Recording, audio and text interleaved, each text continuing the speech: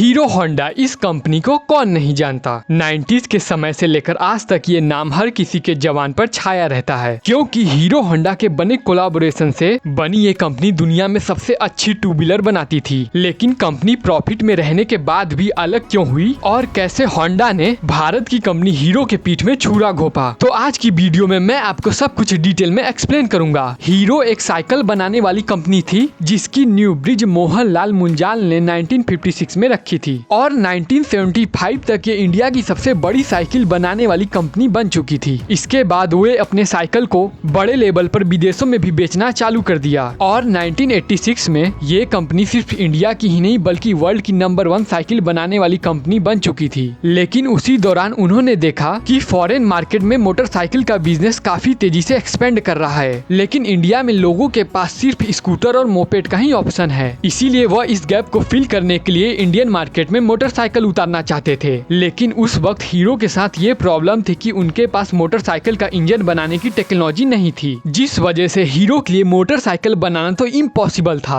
इसीलिए हीरो ने अपने इस प्लान को अंजाम देने के लिए किसी विदेशी कंपनी से हाथ मिलाने को सोचा। लेकिन उस टाइम इंडिया में लिबरलाइजेशन भले ही नहीं आया था, लेकिन उस टाइम गवर्नमेंट इंडियन कंपनीज को ये अपॉर्चुनिटीज देती थी कि अगर वे चाहें तो किसी विदेशी कंपनी के साथ टाई अप करके अपना बिजनेस एक्सपेंड कर सकते हैं। इसीलिए ब्रिज मोहनलाल इस अपॉर्चुनिटीज का फायदा उठाते हुए हीरो के थ्रू दुनिया की सबसे बड़ी मोटरसाइकिल बनाने वाली जापानी कंपनी के साथ हाथ मिला लिया, जिसका नाम था होंडा। ब्रिज मोहनलाल ने होंडा के पास अपना प्रपोजल भेजा। अब उस समय कोई भी विदेशी कंपनी भारत में अपना बिजनेस डायरेक्टली स्टार्ट नहीं कर सकती थी। ऐसे में होंडा को इस प्रपोजल के जरिए इंडियन मार्केट में एंटर करने का सुनहरा मौका मिल गया, जिसे होंडा कंपनी किसी भी कीमत पर गंवाना नहीं चाहता था। इसी दौरान इन दोनों कंपनियों ने 1984 में हाथ मिला लिया और इन दोनों कंपनियों के द्वारा हाथ मिलाने से जो कंपनी बनी उसका नाम हुआ हीरो होंडा। उस टाइम हीरो होंडा के बीच ये एग्रीमेंट हुआ था कि हीरो बाइक्स के लिए बॉडी बनाएगा और होंडा इंजन। और 1976 में इसके अलावा उन्होंने एक एनओसी भी साइन की, जिसके मुताबिक दोनों कंपनी फ्यूचर में कभी भी एक दूसरे के मुकाबले में अपना कोई भी प्रोडक्ट नहीं लॉन्च करेंगी। और दोनों ही कंपनी ये शर्त मान गयी, जिसके बाद से ये डील फाइनल हो गई और यहीं से शुरुआत हुई हीरो होंडा के बाइक मैन्युफैक्चरिंग की कहानी। हीरो होंडा ने अपना पहला प्लांट हरियाणा में लगाया और उसके बाद 1985 में उन्होंने अपनी पहली बाइक लॉन्च की, जिसका नाम था CD100। और लोगों के बीच ये बाइक बहुत ही ज्यादा तेजी से पॉपुलर हो गई, क्योंकि इंडियन मार्केट में बाइक का कॉन्सेप्ट बिल्कुल नया था और दूसरा कि इस बाइक का माइलेज कमाल का था और हीरो होंडा की ये बाइक हर मिडिल क्लास के लिए अफोर्डेबल हुआ करती थी। साथ ही इन्होंने अपना मार्केट कैंपेन भी बहुत ही प्रभावी तरीके से तैयार किया था, जहां इनकी टैग लाइन थी feel it, set it, forget it. इस टैग लाइन का लोगों पे बहुत ही ज्यादा असर हुआ और फिर लोग इस बाइक के दीवाने हो गए, क्योंकि उन्हें स्कूटर वाला माइलेज अब बाइक में मिल रहा था। लेकिन उसी दौरान जापानी करेंसी में बहुत ही तेजी से उछाल आ गया, जिसके वजह से जितने भी स्पेयर पार्ट्स जापान से आते थे वह बहुत ही ज्यादा महंगे हो गए। और फिर हीरो होंडा को अपनी बाइक अफोर्डेबल बनाने में बहुत ही सारी दिक्कत आने लगी। असल में यहाँ प्रॉब्लम ये भी थी कि हीरो होंडा के बहुत सारे कॉम्पिटिटर इंडियन मार्केट में आ चुके थे, जैसे यामाहा, टीवीएस, बजाज, सुजुकी। लेकिन ये सारे ब्रांड्स शहरी इलाकों में रहने वाले अमीर लोगों को ही टारगेट करते थे। लेकिन वहीं पे अगर हीरो होंडा की बात की जाए तो इनका फोकस मिडिल क्लास और लोअर मिडिल क्लास पर था, जो कि कम कीमत में बहुत ही अच्छी बाइक चाहते थे। और यही वजह था कि हीरो होंडा की बाइक सिर्फ शहरों में ही नहीं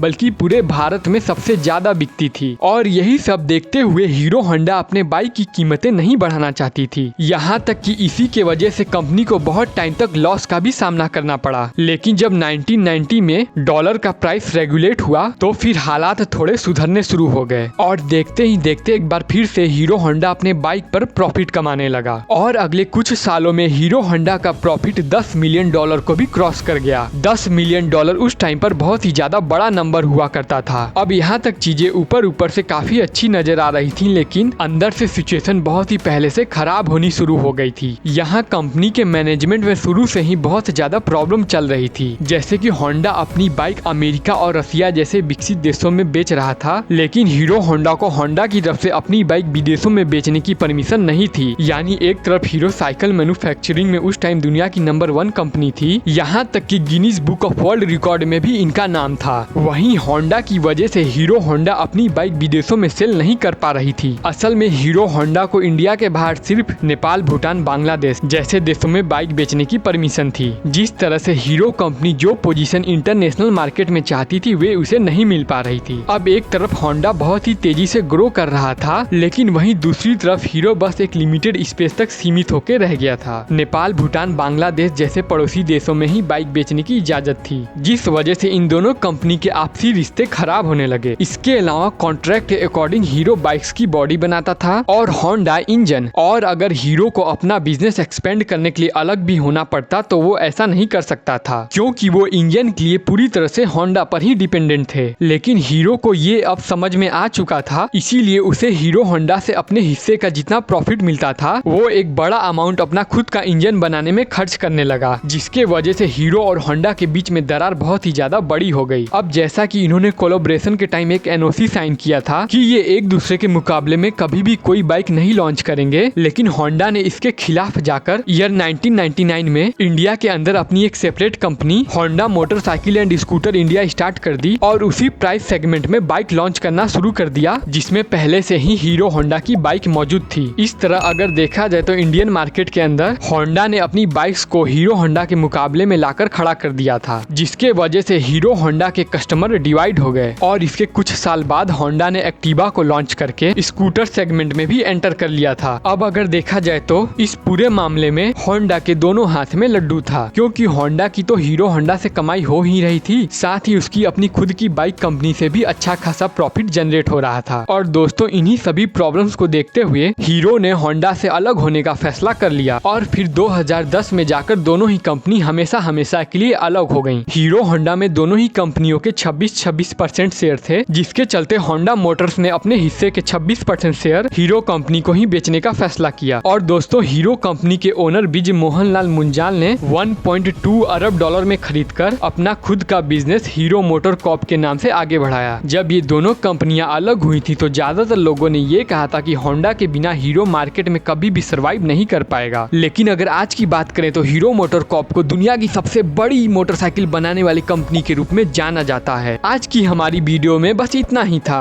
उम्मीद है आपको हमारा वीडियो पसंद आया होगा, तो वीडियो को लाइक करें और चैनल को सब्सक्राइब करें। Thank you for watching.